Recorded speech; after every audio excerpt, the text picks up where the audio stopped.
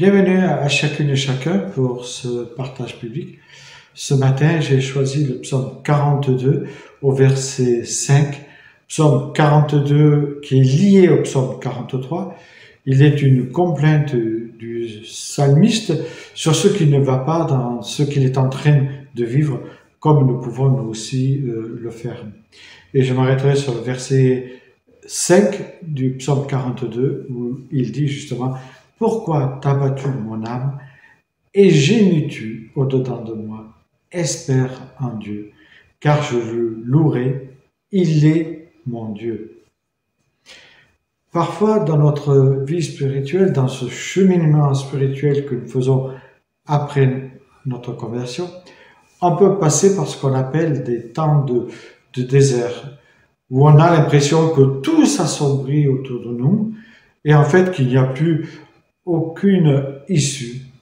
C'est alors qu'on peut crier à Dieu, comme le psalmiste le fait, en lui disant « Mais où es-tu, Dieu? Que fais-tu? Entends-tu vraiment? Vois-tu ce qui se passe ?» Comme le psalmiste, je dirais, reprenons-nous et disons « Pourquoi t'as battu mon âme? Espère en Dieu. » Car souvent notre problème vient que tout ne se déroule pas comme nous l'avions espéré, comme nous pensions que les choses de notre vie allaient. C'est qu'à partir du moment où on ne maîtrise plus les choses qu'on commence parfois à se croire ou à être dans ce chemin de désert, parce que nous n'avions pas prévu ce qui se passait. En relisant ce psaume, et même le psaume 43 si vous voulez, je me suis souvenu de cette fameuse histoire de ce fameux naufragé solitaire chrétien qui un jour se retrouva sur une île déserte tout seul. Donc sa première réaction de survie a été de construire une cabane avec des branches et tout ce qu'il pouvait glaner ici et là, afin bien sûr de se protéger du soleil et du vent. Et en tant que bon chrétien, il se mit à prier, pas une fois, 2 fois, 3 fois par jour, mais 4 fois par jour, pour que Dieu le délivre de cette situation qu'il trouvait tragique, puisqu'il était tout seul sur une île déserte. Comme il priait avec une insistance, avec une grande faveur, il commença à scruter l'horizon, persuadé que Dieu répondrait à sa prière rapidement et qu'un navire viendrait le chercher, puisque dans l'Écriture, il est dit « Demandez et vous recevrez ». Un jour, de retour après une expédition qu'il avait fait sur l'île pour se procurer de quoi manger, il découvrit que sa cabane, malheureusement, avait pris feu et qu'elle était réduite en cendres. Alors il se mit à crier à Dieu, « Mais pourquoi as-tu permis cela ?» Car à ses yeux, c'était une catastrophe. Donc, si ce serait bien passé avec tout ce qu'il avait vécu jusqu'à présent. Mais sa grande surprise, le lendemain, fut qu'il découvrit un navire à 200 mètres de la plage, de là où il avait fait cette cabane qui avait coulé. Une fois qu'il fut à bord et sauvé, justement, il demanda au capitaine comment il avait pu savoir qu'il avait fait naufrage sur cette île.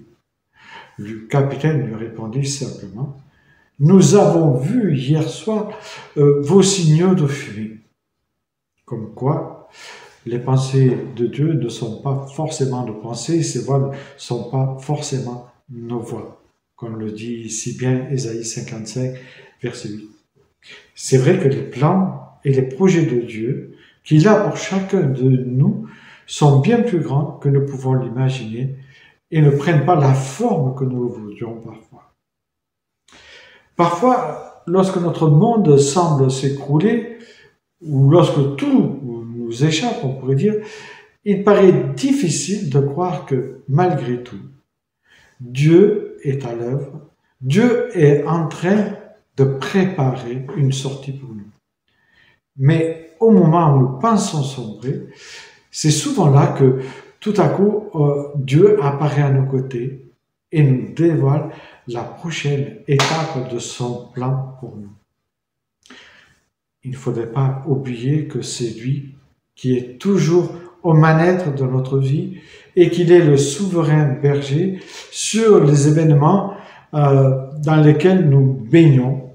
Alors, nous pouvons être rassurés que Dieu prendra toujours soin de nous, mais en son temps, comme le dit ce chant de J'aime l'Éternel. Dieu est toujours là. Il veille sur nous constamment, nous pouvons en être assurés, et la parole nous le dit. Il ne dort ni ne sommeille, il est celui qui nous garde jour après jour. Alors, n'oublions jamais que l'Éternel est ton ombre à ta main droite, comme le dit le Psaume 121, verset 4. Alors, pourquoi t'as battu mon âme? Espère en Dieu. Que le Seigneur vous remplisse de son espérance pour les lendemains qui suivent. Bonne journée à chacune et chacun.